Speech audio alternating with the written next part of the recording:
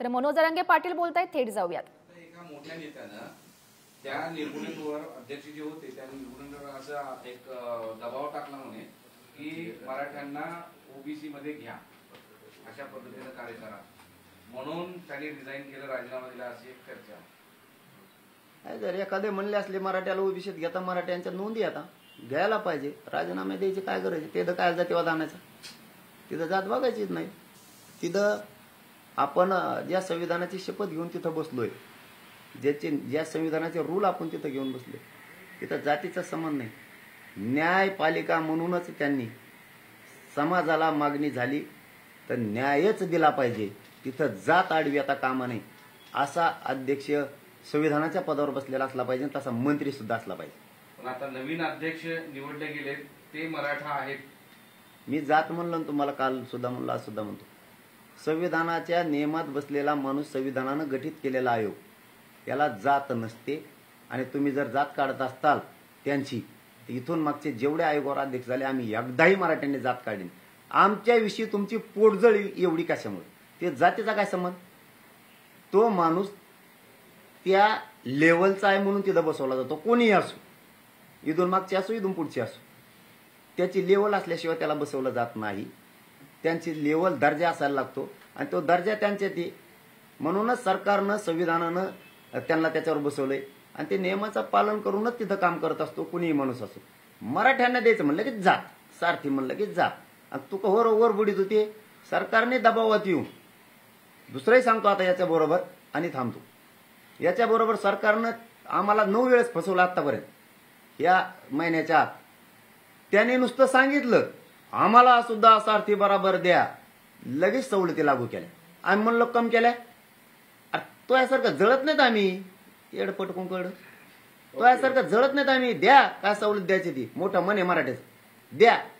पण याबरोबर सरकारला आज मी जाहीर विनंती करून सांगतो, तुम्ही लागू केल्या सवलती, आमचं दुखणं काही नाही, पण सारथीचे पीएचडीचे जे विद्यार्थी सगळे थांबलेत, ज्या नियुक्त्या थांबल्यात, एसीबीसीच्या ईएसबीसीच्या थांबलेल्या, ह्या सगळ्या एमपीएससीचे विद्यार्थी कुठं कुठं आंदोलनाला बसलेले आहेत, ईडब्ल्यूचे विद्यार्थी, यांना सगळ्यांना नियुक्त्या द्या, त्यांनाही सवलती द्या, आमचं काय म्हणणं नाही।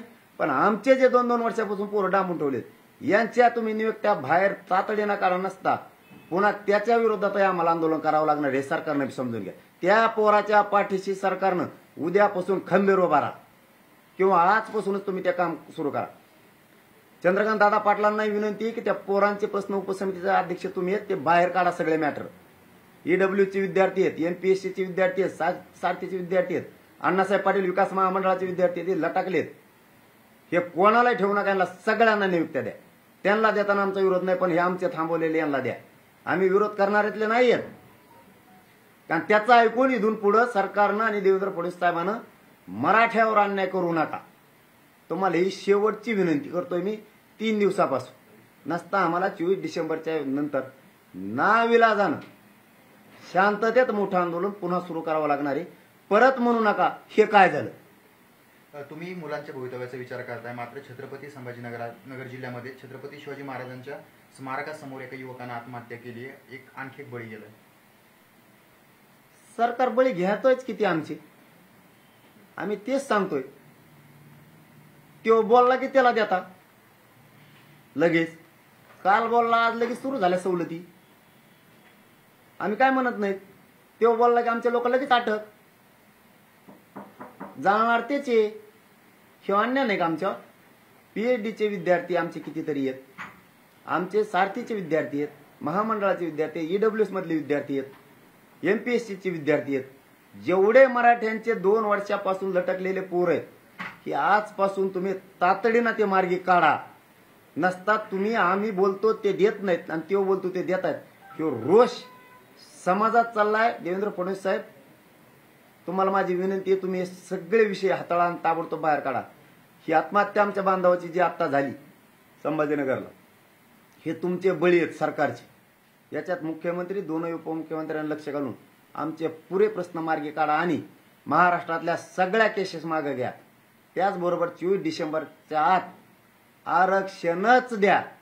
त्याचं ऐकून जर तुम्ही मराठ्यावर अन्याय केला तुम्हाला त्याच्याच गळ्यात हात टाकून हिंडायला लागल. मराठ्यांचा विषय तुम्ही सोडून देणे. पहिला मराठा आता राहिला नाही. स्वतःच्या लेकरासाठी आम्ही कुठे जाऊ शकतो आणि मी माझ्या समाजाला मायबाप मानलेले, मी त्यांचं लेकरू आहे.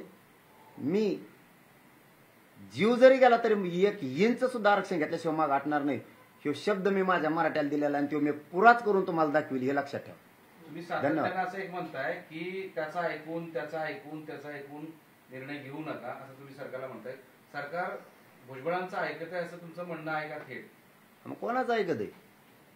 त्याचाच ऐकत आहे ना. त्याला काही सुचाना. आणि तो काय करायला लागलाय, या गोरगरिबांच्या आरक्षणाचं त्याला देणं घेणं. पुन्हा त्याच विषयावर आणलं तुम्ही मला. धनगर बांधवांच्या गोरगरिबांच्या आरक्षणाचा विषय तो हाताळत नाही.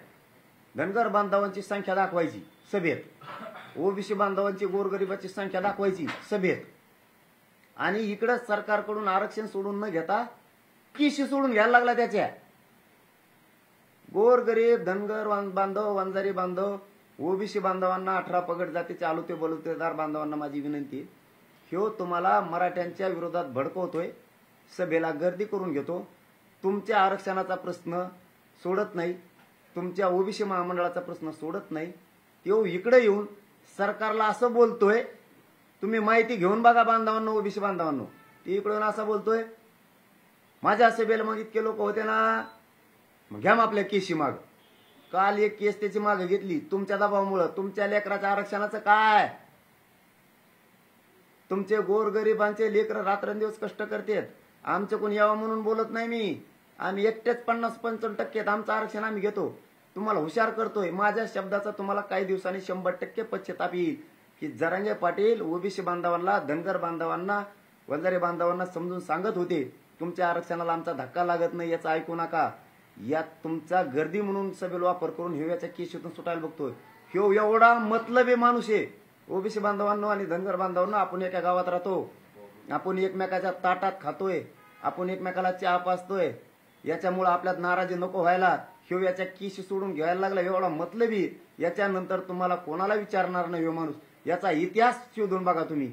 याने जसं जसं राजकीय करिअर आतापर्यंत केलंय, इतिहासात यांनी समोरच्याला बदनाम करून लुळविलेलंच आहे, यांनी संपविलेलं आहे. आता याच्यावर अशी वेळ आली, यांनी मागच्या सगळ्या पक्षांना संपविल्यामुळं यालाच आता संपायची वेळ आली. त्याच्यामुळं तुम्ही याचं ऐकून याच्या सभेला गर्दी करून तुम्ही तुमचे लेकर संपून घेऊ नका. ह्यो याच्या केशीतून बाहेर निघायला लागला. इतका स्वार्थी माणूस आहे. तुम्ही काल म्हटले होते की छगन भुजबळांचं ऐकलं तर काही नेत्यांचं भविष्य संपून जाईल. कोणते नेते नेमकं? आता इथून मागं सगळे संपलेत त्यांनी. त्याला मिळालं की तो पुढे जातो, मागच्याला तुडीतो की पुढे जातो, इकडच्याला तुडीला की तिकडे जातो. तो म्हणजे माणूसच विचित्र आहे. असा प्राणीच जन्माला मी बघितला नाही. खूप प्राणी, हा विचारायचं कामच नाही. काय ते डायलॉग, कागदच घेऊन हिंडतो. पिशीच केली त्याने एक बाजाराची. कुकड कागद दाखवतो, कुडून लिहून आणतो, कुडून नाही. कसं सापडतं याला? काय नमुना लागला हो महाराष्ट्राला? सगळ्या मंत्र्यात नमुना हे बोयो.